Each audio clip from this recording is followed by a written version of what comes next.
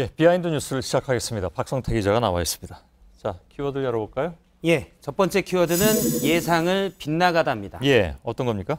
오늘 안철수 전 국민의당 대표가 대국민 사과를 발표했는데 발표하자마자 뜬 기사가 하나 있습니다. 예. 바로 저희가 캡처를 했는데 이 기사입니다. 전송 금지로 돼 있고 제보 조작 사건 책임론 안철수 정계 은퇴 선언 이렇게 돼 있습니다. 저희가 이제 매체는 좀 가렸는데요. 예. 이 매체에 연락을 해보니 보통 기자들이 그렇긴 합니다. 기자회견에 대비해 여러 가능성의 기사를 미리 써놓고 발표에 맞춰서 기사를 전송하는데 예. 저건 전송 금지였는데 실수로 눌렀다. 전송 버튼을 누르면서 기사가 나갔다는 겁니다. 예. 여기서 중요한 거는 사실 기자들이 일부지만 정계 은퇴 가능성도 예상은 했지만 예. 이 예상은 빗나갔습니다. 그렇군요. 안철수 전 대표는 반성과 성찰의 시간을 갖겠다라고 했습니다. 예. 이건 뭐 다시 말하면 정계 은퇴는 아니라는 얘기가 되는 거고. 예. 근데 그건 정확하게 어떤 뜻입니까? 예. 오늘 기자들이 안 전 대표가 질의응답을 끝나고 간 뒤에 국민의당 의원들이 나와서 추가 질문을 받았는데 예. 이 부분을 집요하게 물었습니다. 직접 보겠습니다. 예. 제가 뭐 그 부분까지는 설명드리기는 어려운 것 같습니다. 제가 뭐 그 부분도 답변드리기가 어려운 것 같습니다. 그것도 제가 아는 바가 없어서요. 예, 말씀드리기는 어려운 것 같습니다. 예. 과연 구체적으로 뭘지 제가 국민의당의 두 축이라고 볼 수 있는 박지원 전 대표에게도 물어봤는데 자세히 모른다는 답이었고 예. 박주선 비대위원장도 대답을 못했습니다. 일부 의원들이 앞서 이 기자 출연에서도 봤듯이 정계 은퇴 가능성 또는 잠정적인 정계 은퇴 이 부분을 테이블에 올려놨지만 나오지 않았고 예. 반성과 성찰의 시간이라는 애매한 표현만 남았습니다. 예. 제가 봐도 다른 의원들이 거기에 답을 못할 것 같긴 합니다. 예. 예. 두 번째 키워드는요? 두 번째 키워드는 홍준표 대구행입니다. 예. 대구 가서 출마한다는 얘기죠? 예, 그렇습니다. 예. 시간은 좀 남았는데요. 오늘 홍준표 대표가 초선 의원들과의 간담회를 가졌습니다. 이 자리에서 한 초선 의원이 대구 경북 지역의 사정도 어렵다. 신경을 좀 써달라고 하자 홍준표 대표가 대구에 당협위원장 빈 곳이 있지요? 라고 반문을 했습니다. 예. 빈 곳이 한 곳 있는데 대구 달서병입니다. 여기는 지난 대선 전에 탈당한 조원진 의원의 지역구인데요. 이곳에 가서 당협위원장을 맡겠다는 겁니다. 예.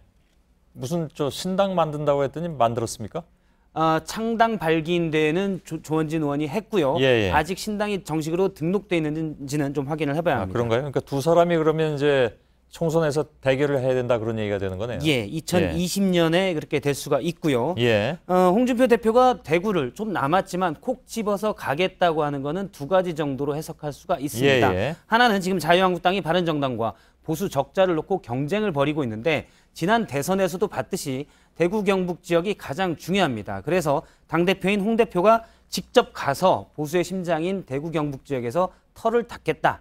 이렇게 해석도 되고요. 예. 정치권에서 또 하나 보는 거는 홍준표 대표 개인의 어떻게 보면 사심이 있을 수도 있다. 이런 부분인데요. 예. 자유한국당 대선 주자들은 모두 대구 경북 지역을 텃밭으로 만들어서 거기에서 좀 지지층을 넓히는 것을 선호합니다. 예. 이전에 김문수 전 지사가 대구 수성갑에 출마했던 이유도 차기에 대선을 놓고 그런 포석이었는데요. 예. 아무래도 대구 경북 지역이 자유한국당 당원이 많기 때문이고 경선에 유리한데 이 부분까지 노린 것 아니냐 이런 해석이 나오는데 예. 지난 당대표 경선에서 홍준표 대표는 대구를 가서 나머지 정치 인생을 대구에서 하겠다. 이렇게 말하기도 했습니다. 뭐 어찌됐든지 간에 지금 다음 총선은 굉장히 많이 남았습니다. 예. 그래서 뭐 많은 변수가 있을 수도 있고. 예. 지켜보죠. 뭐. 세 번째 키워드는요? 세 번째 키워드는 수신제가 점점점으로 했습니다. 치국 평천하 앞에 수신 제가입니까? 예, 그렇습니다. 원래 치국 평천하가 붙어야 되는데 최순실 씨 얘기여서 치국 평천하는 뺐습니다. 예. 오늘 이재용 삼성전자 부회장 재판이 있었고요. 계속 논란이 됐지만 최순실 씨의 딸인 정유라 씨가 예상외로 출석해서 상당히 폭탄 같은 발언을 터뜨렸습니다. 근데 이 발언이 삼성에 불리했고 이 불리했다는 의미는 정 씨의 어머니인 최순실 씨 재판에도 불리하게 작용합니다. 그래서 정 씨가 왜 증언에 나섰냐 이 부분이 많이 의문으로 작용했는데요. 지난 8일 특검에서 정유라 씨를 증인으로 신청을 합니다. 그런데 정 씨의 변호인단에서는 가서 얘기해봤자 불리하니까 가지 말아라고 설득을 좀 했습니다. 그래서 변호인단은 출석하면 어머니인 최 씨의 재판은 어떻게 되냐. 그래서 가지 말라고 설득했고 예. 어제 변호인단은 불출석 사유서까지 제출을 했는데 오늘 아침에 정유라 씨가 예상 외로 출석을 한 겁니다. 예. 자, 하여간 그 어머니 재판에 불리한 걸 알면서도 출석은 좌우지간한 거잖아요. 예, 그렇습니다. 여기에 예. 대한 말이 좀 많은데요. 예. 이경재 변호사한테 물어보니까 이경재 변호사는 오늘 새벽 5시 전에 미승빌딩 앞에 승용차를 대고 정유라 씨를 데리고 갔다. 누가요? 주체는 모르지만 예. 특검이라는 것을 강하게 시사를 했습니다. 예. 그러면서 사실상 연금이라는 말까지 했는데요. 뭐 지금 시대에 연금이나 납치가 있을 수는 없고 예. 어쨌든 정 씨가 자유의지에 따라서 했을 가능성이 큰데 본인이 나와서 자기가 나왔다고 얘기했으니까 예, 그렇습니다. 본인 의사가 제일 중요한 것이죠. 예. 예. 이경재 변호사는 연금이라고 했지만 만약 그렇다면 재판에 나와서 뭐 본인이 증언을 안 하면 되니까요. 예. 그런데 이제 법조계에서는 정유라 씨도 지금 피의자인 상황이고 구속영장도 2번이나 청구가 됐었기 때문에 예. 엄마인 최순실 재판보다 본인의 재판에 더 유리하게 행동을 한 거 아니냐 이런 해석이 있습니다. 예. 최순실 씨가 가족으로부터 역공을 당한 것은 그전에도 있었는데요. 조카인 장시호 씨가 제2의 태블릿 PC를 공개한 바 있습니다. 예. 아무튼 그 여러 가지로 좀 화제입니다. 예. 박성태 기자였습니다.